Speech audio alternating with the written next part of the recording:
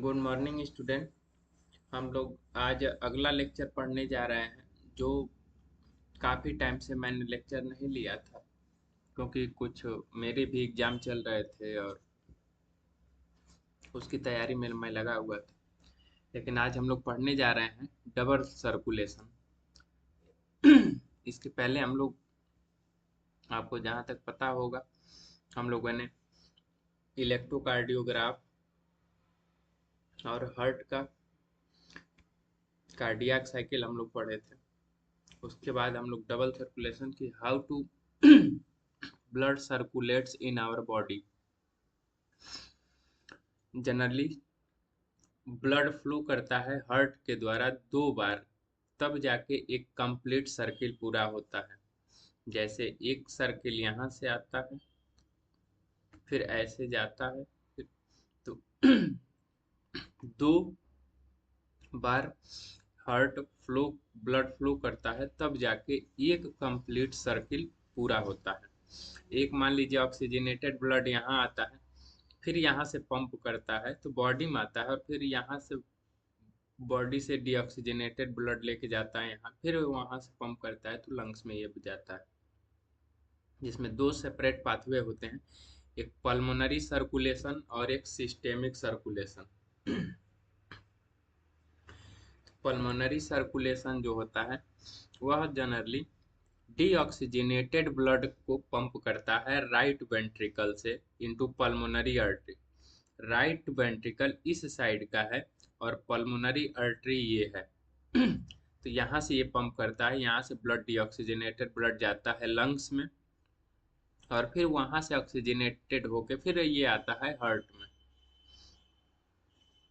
तो blood pump करता है राइट वेंट्रिकल से पल्मोनरी आर्टरी में, जो पहुँचता है लंग्स में, वहाँ पे ऑक्सीजनेटेड होता है। मैंने इसके पहले एक लेक्चर दिया था, उसमें मैंने बताया था कि how blood is oxygenated in blood, कहाँ से कहाँ कहाँ एल्ब्यूलाई में जाता है, फिर कहाँ कहाँ चीज़ें जाती हैं, कहाँ पे ब्लड ऑक्सीजन मिक्स होता है, कितना मिक्स होता है, आरबीसी कितना कितने ब्लड को कैरी करती है, ये सब मैंने पुराने लेक्चर में बता दिया है। अगर आप चैनल पे जाएंगे तो मिल जाएगा आपको।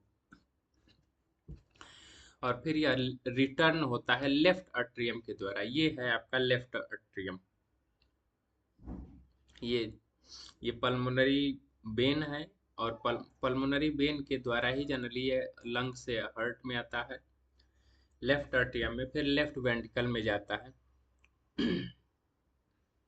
यहाँ एक कंफ्यूजन होगा कि डीऑक्सीजनेटेड ब्लड जनरली आपका वेन्स और वेन्यूल्स के द्वारा फ्लो करते हैं, लेकिन लेकिन ये ध्यान रहे, यहाँ पे कंफ्यूजन है। ये पल्मोनरी जो वेन है ये ऑक्सीजनेटेड ब्लड लेके आती है, और ये जो पल्मोनरी आर्टरी है ये ऑक्सीजनेट डीऑक्सीजनेटेड ब्लड को लंग्स में लेके जाती है। ये कंफ्यूजन मत रखिएगा, क्योंकि कई जगह क्वेश्चंस में पूछ देता है। जैसे हायर स्टडी में पूछता है कि एमएससी में आप जाएंगे या पीएचडी के लिए इंटेंस गया, कि मैक्सिमम जगह हमारी जो आर्टरीज होती हैं या आर्ट्रियोल्स होती हैं, कैपिलरीज होती हैं, वो ऑक्सीजनेटेड ब्लड को कैरी करती हैं। लेकिन ये यहाँ पे जो है पल्मोनरी आर्टरी जो है वो डीऑक्सीजनेटेड ब्लड लेके जाती है, जो हार्ट से और लंग्स में पहुंचाती है। और वेन जो है लंग्स से पल्मोनरी वेन, वो जनरली आती है हार्ट में ऑक्सीजनेटेड ब्लड लेके। देखिए ये पल्मोनरी सर्कुलेशन का oxygenate blood in the lungs, या लंग्स में ब्लड को ऑक्सीजनेट करने का काम करती है, और फिर वहां से आरबीसी के थ्रू आता है। Systemic circulation pathway, oxygenated blood is pumped from the left ventricle into aorta। Systemic circulation में होता है कि ऑक्सीजनेटेड ब्लड है वो पंप होता है लेफ्ट वेंट्रिकल के द्वारा, इसके द्वारा, यहाँ लेफ्ट अट्रियम, फिर वेंट्रिकल के द्वारा, वो फिर ऑर्टा में आता है हार्ट के, और फिर वो डिलीवर्ड होता है बॉडी टिश्यू के द्वारा थ्रू आर्टरीज और आर्टियोल, इस बॉडी टिश्यू में वो आता है। फिर डीऑक्सीजनेटेड ब्लड रिटर्न होता है राइट अट्रियम में, और राइट अट्रियम में आता है वो वेन्यूल्स, वेन्स और वेना कावा के द्वारा।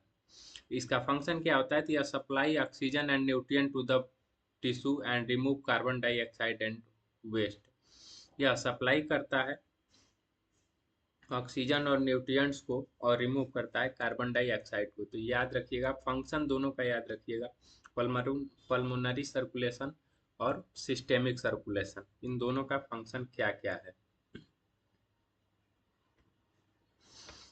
अब यहाँ पे है डबल सर्कुलेशन दिया किसने था, तो इन विलियम हार्वे ने दिया था, जो 1578 से 1657 तक रहे। ये उनका लाइफ जर्नी है जो 78 से शुरू हुई और 1657 तक रही। ब्लड स्ट्रक्चर को हम देखते हैं, 3 लेयर पाए जाते हैं आर्टरीज और वेन्स के। ट्यूनिका इंटीमा जो इनर लाइनिंग होता है स्क्वेमा इंडोथेलियम का। ट्यूनिका मीडिया जो है मिडिल लेयर होता है smooth muscles and elastic fibre, जो थिनर होता है वेन्स देन आर्टरीज से, वो थिनर होता है। ट्यूनिका एक्सटर्ना जो होता है एक्सटर्नल लेयर होता है fibrous connective tissue with collagen fibres. Note, thinner tunica media in veins reflect lower pressure compared to arteries. Hepatic portal system description: a unique vascular connection where the hepatic portal vein carries blood from the digestive tract intestine to the liver.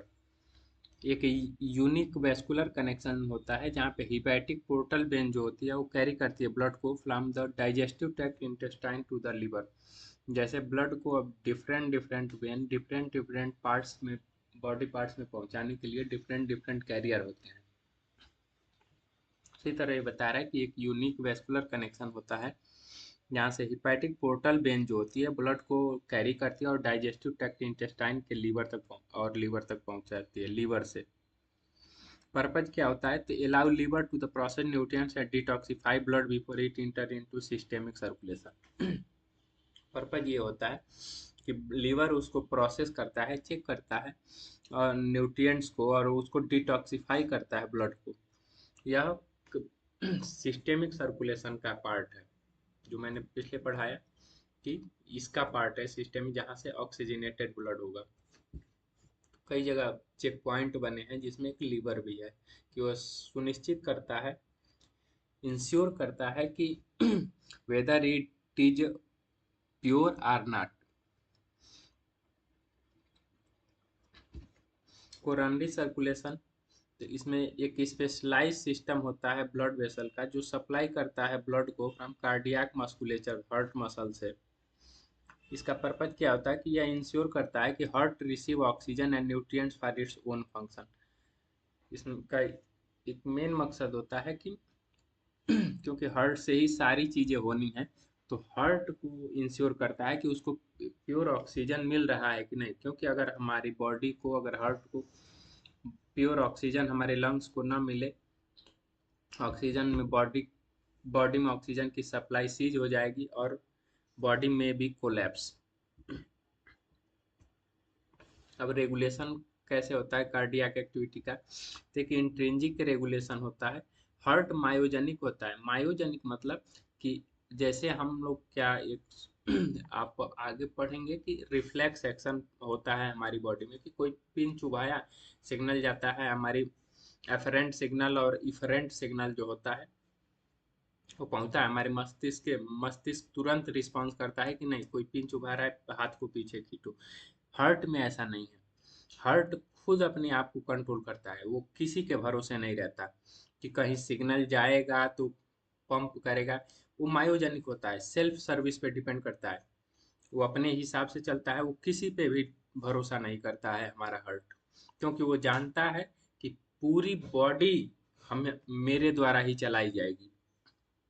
इसीलिए वो खुद contract होता है, खुद relax होता है, contract होता है, रिलैक्स होता है। तो इसमें एक रेगुलेटेड होता है स्पेशलाइज्ड नोडल टिश्यू के द्वारा जो ऑटो रेगुलेशन होता है। Neural regulation control by neural centre in medulla oblongata and autonomic nervous system के द्वारा। सिंपैथेटिक नर्व्स इंक्रीज करती हैं हार्ट रेट को, वेंट्रिकल्स को, जब हमें ऑक्सीजन की आवश्यकता होती है तब ये होता है। और पैरासिम्पैथेटिक नर्व्स जो होती हैं वो डिक्रीज करती हैं हार्ट रेट को, conduction speed of action potential और कार्डियक आउटपुट को। एड्रिनल मेडुलरी हार्मोन्स क्या होते हैं, जैसे adrenaline, nor adrenaline increase cardiac output. ये सब चीज़ें एक्स्ट्रा चीज़ें हैं जो आप किसी भी चीज़ को ज़बरदस्ती करेंगे तो वो रेगुलेट होना है, नहीं तो वो अपने हिसाब से वो चलता रहता है।